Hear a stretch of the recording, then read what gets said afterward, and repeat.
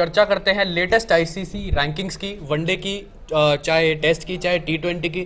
टी20 में तो सर सूर्य कुमार यादव ने बाजी मार ही रखी है काफ़ी टाइम से। जून के महीने में भी जब से उन्होंने 117 की पारी खेली थी दूसरे टी20 में इंग्लैंड के खिलाफ, उसमें उन्होंने 117 रन की पारी खेली थी, तब से वो 5वें स्थान पर बने हुए हैं बैट्समैन में।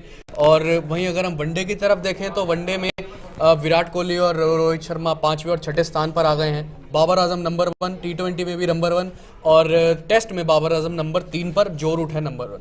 ये खिलाड़ी देखना, जो रूट अभी हैं उनसे आगे जरा जी लबुशेन भी हैं जी, लेकिन मुझे लगता है इसमें पूरी लियाकत है नंबर 1 पर आने की जी।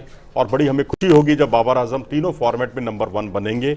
ऐसा कहकर हम कोई विराट या रोहित का अपमान नहीं कर रहे हैं।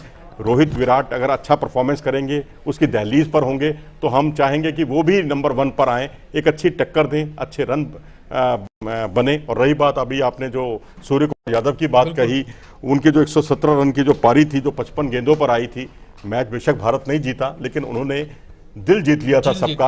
और इसके अलावा 65 रन की एक पारी उन्होंने पीछे खेली थी वेस्टइंडीज के खिलाफ, कोलकाता में, जहां तक मेरा ख्याल है वो पारी थी, उसमें भी उन्होंने बहुत आला दर्जे की बल्लेबाजी की थी। एक 34-35 रन की पारी 18 गेंदों पर 188-190 के आसपास के स्ट्राइक रेट से। तो ये एक ऐसा खिलाड़ी है जिसका स्ट्राइक रेट इस समय जितने भी हमारे टॉप बल्लेबाज हैं उनमें सबसे ऊपर है, कंसिस्टेंटली अच्छा प्रदर्शन कर रहा है। तो मैं तो कहूंगा कि ये आने वाले समय में आपको टी20 वर्ल्ड कप में एक तुरूप का इक्का साबित हो सकता है टीम इंडिया के लिए। बिल्कुल। और अगर मैं दर्शकों के लिए रैंकिंग्स पढ़ दूं एक बारी, तो मेन टेस्ट बैटिंग रैंकिंग्स कुछ ऐसी हैं। पहले नंबर पर जो रूट, दूसरे पर मार्नस लेबुशेन, तीसरे पर बाबर हैं, चौथे पर स्टीव स्मिथ, ऋषभ पंत 5वें पर आ गए हैं, 6ठे पर केन विलियमसन, 7 पर उस्मान ख्वाजा, 8 पर दिमू करुणरत्ने, 9 पर रोहित शर्मा और 10 पर जॉनी बेस्टो। यानी टॉप 10 में विराट कोहली नहीं है, जबकि पहले 2 पर रहा करते थे। और एक टाइम तो ऐसा भी आया था, ये नंबर 1 हो गए थे आईसीसी की टेस्ट रैंकिंग में। स्टीव स्मिथ और विराट कोहली, इन दोनों के बीच में बड़ी कड़ी प्रतिस्पर्धा 2018-2019 के आसपास खूब देखने को मिलती थी। बिल्कुल। और वहीं अगर ओडीआई रैंकिंग्स की बात करें मेंस की, तो बाबर आजम पहले नंबर पर है, दूसरे पर इमाम, तीसरे पर रासी वेंडर डूसेन, चौथे पर क्विंटन डिकॉक, 5वें पर विराट कोहली है, 6ठे पर रोहित शर्मा, 7 पर रॉस टेलर, 8वें पर डेविड वार्नर, 9 पर जॉनी बेस्टो, 10 पर है एरन फिंच। मुझे लगता है नंबर 9 जॉनी बेस्टो के हिसाब से बहुत नीचे हैं। जैसा परफॉर्म कर रहे हैं ये बहुत ऊपर और ऊपर जाएंगे, इनके रैंकिंग में सुधार होगा। बाकी रही बात इमामुल हक, बाबर आजम तो नंबर 1 है ही है, लेकिन इमामुल हक ने जो कंसिस्टेंटली लगातार अच्छी पारियां खेली हैं उसका उन्हें इनाम मिला है और वो नंबर 2 पर आ गए हैं। बिल्कुल। और टी20 रैंकिंग्स की तरफ देखें तो बाबर आजम पहले पर, दूसरे पर मोहम्मद रिजवान, तीसरे पर एडन माकरम, चौथे पर डेविड मलान, 5वें पर सूर्य कुमार यादव और 6ठे पर एरन फिंच, 7 पर डेवन कॉनवे, 8 पर निकोलस पूरन, 9 पर पथुम निशंका, 10 पर रासी वेंडर डूसेन। डेवन नंबर 3 पर आपने बताया, नंबर 3 पर डेविड मलान और नंबर 4 मार्करम भी आपने बताया? नहीं, नंबर 3 पर एडन माकरम, 4 पर मार्करम। अब देखिए यही मार्करम थे जब भारत के खिलाफ जो सीरीज हुई थी उसमें ये बहुत ही जूझ रहे थे, इनकी फॉर्म बिल्कुल जवाब दे चुकी थी।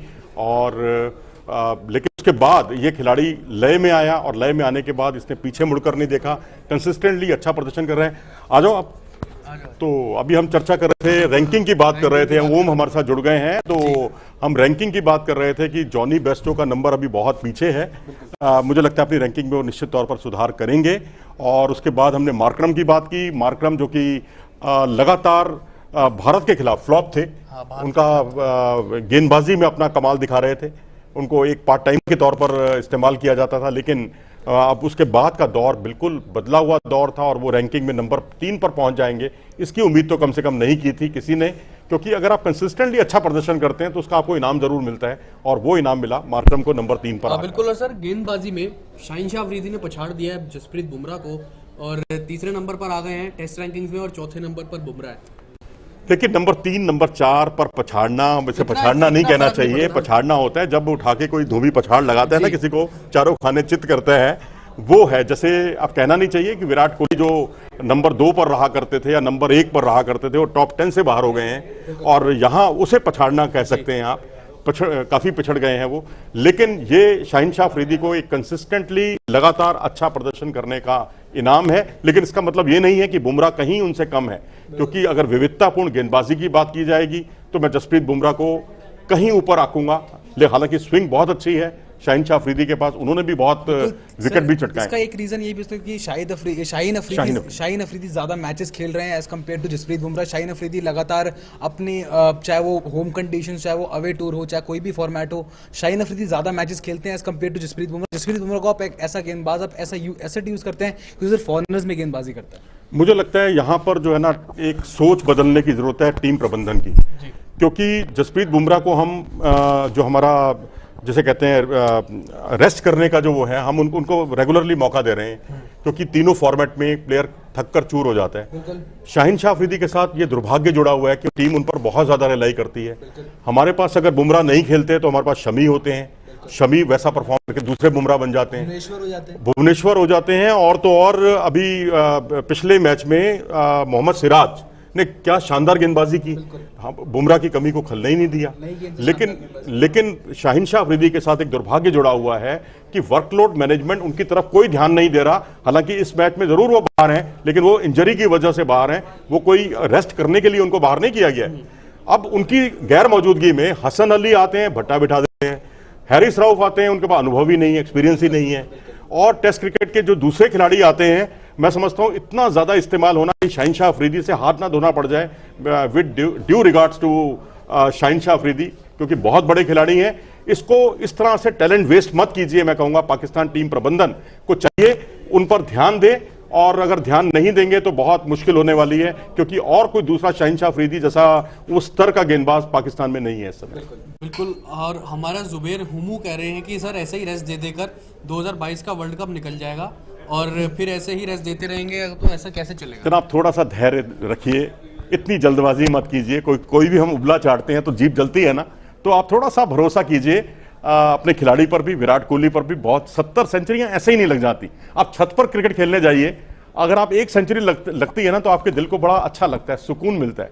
उसने तो भाई बड़े बड़े आला दर्जे के गेंदबाजों के सामने उनके छक्के छुड़ाकर सेंचुरी पूरी की है, उसको मुकम्मल अंजाम तक पहुंचाया है। ये ऐसे ही नहीं हो जाता, ये बहुत कड़ी साधना, कड़ी मेहनत, उसका नतीजा है। बिल्कुल। ऋतिक, एक शिवम जी का आपसे सवाल है, कह रहे हैं कि एक बार टेस्ट मैचेस की बॉलर्स की रैंकिंग एक बार इनको बता दीजिए सर। बिल्कुल, अभी मैंने बताई थी इनको, जिसमें कि अगर हम देखें तो पहले नंबर पर पैट कमिंस है, दूसरे पर रविचंद्रन अश्विन है, तीसरे पर शाहीन शाह अफरीदी, चौथे पर जसप्रीत बुमराह, पांचवें पर कगिसो रबाडा, छठे पर जेम्स एंडरसन है, 7 पर काइल जेमिसन, 8 पर किमार रोच, 9 पर नील वैगनर, 10 पर मिचेल स्टार्क। पर इस यार एक इंटरेस्टिंग चीज़ ये है कि किमार रोच भी टॉप 10 के भी आ गए हैं 8वें नंबर पर। चलिए, अच्छी बात है, और एक अच्छा कंपटीशन देखने को मिल रहा है, हेल्दी कंपटीशन देखने को मिल रहा है। अश्विन ऊपर हैं, जो कि लगातार मैच खेल भी नहीं पा रहे हैं। ये भी 2022 में तो कुछ 5-6 मैचेस खेले हैं, उनका स्टैट देख रहा था मैं थोड़े दिन पहले, लेकिन इस टेस्ट मैचेस में अगर हम बात करें 2022 सिर्फ 5-6 मैचेस खेले हैं, फिर भी आप नंबर 2 पर कायम है। देखिए, ये बड़ा कई बार ना सवालिया निशान लगाता है रैंकिंग पर। ये रैंकिंग का खेल जो है वो आज तक मुझे तो समझ में आया नहीं है,